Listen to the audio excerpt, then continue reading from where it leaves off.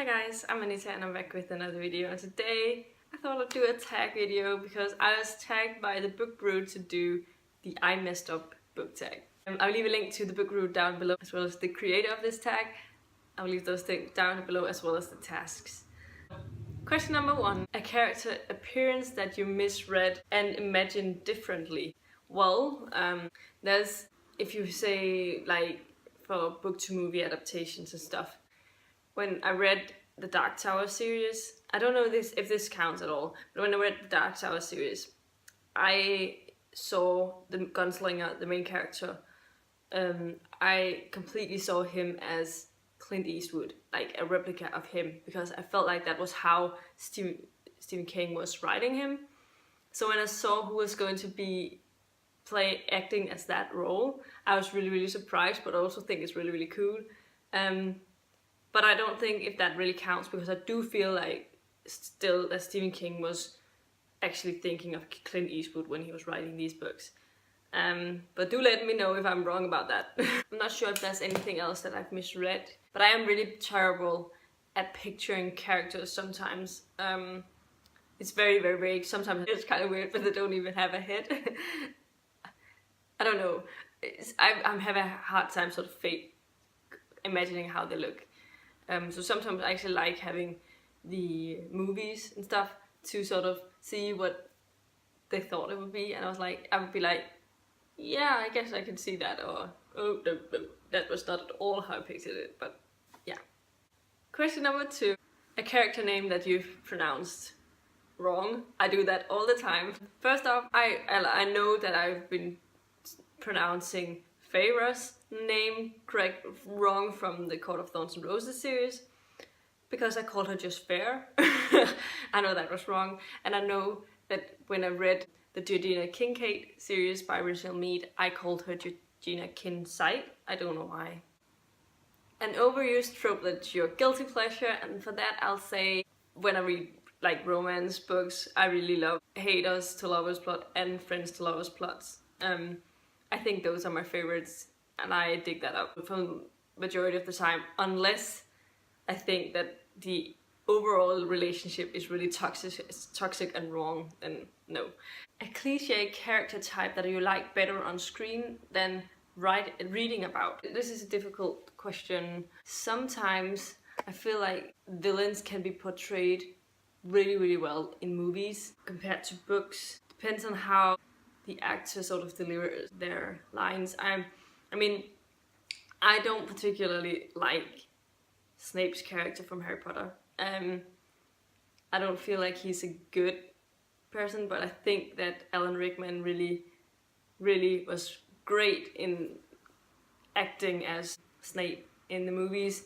I think that he just took that role and made it his own in a way. And I can't read a Harry Potter book now without thinking of Alan Rickman's sort of very double bass sort of voice. Yeah, but I don't know if that's like what you were thinking with this question. A word or phrase that you learned because of the use in a book. I guess there's a lot, because also since I'm reading in English books, and sometimes I've stumbled upon a word that I'm not exactly sure what the Danish word for it is, and what it actually means, so I have to look it up, but I can't think of anything specific right now.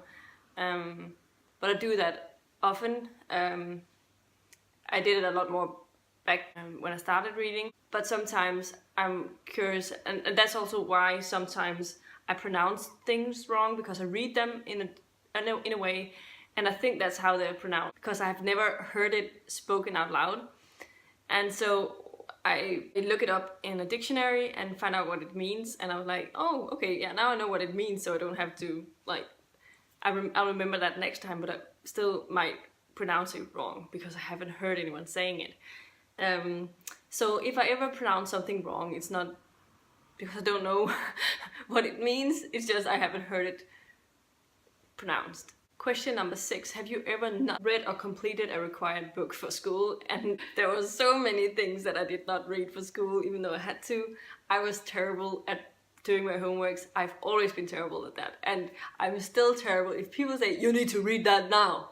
and you have to be finished with it in the next couple of days, I'll be like, oh, no, don't tell me what to do. Don't tell me what to do. I'm very terrible when it comes to that. I did fairly well in school considering I did skip a lot of things.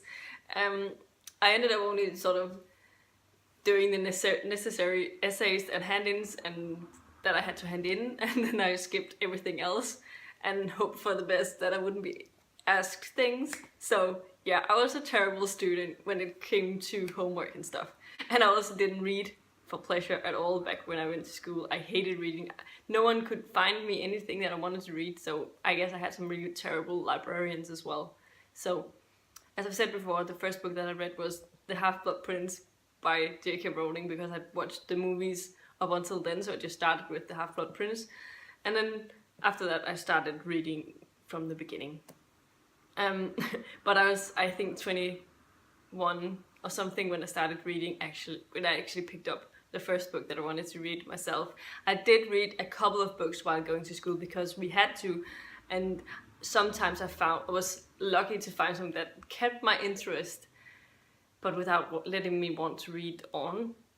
You know, afterwards, like, find new books. It was just that I had to read something, and I had to do a review of a book in front of the class, and then I had to read something, and I found something. And sometimes I hated it, sometimes it was okay, but I only did it because I had to. And I think my parents really they struggled because they wanted me to enjoy reading, because they enjoyed reading so much, and my brother has always enjoyed reading so much. So maybe if I had a good librarian that knew that I liked fantasy, then maybe I would have started reading a lot sooner. But she didn't. They always tried to make me read like contemporary books, and they didn't speak to me at all back then.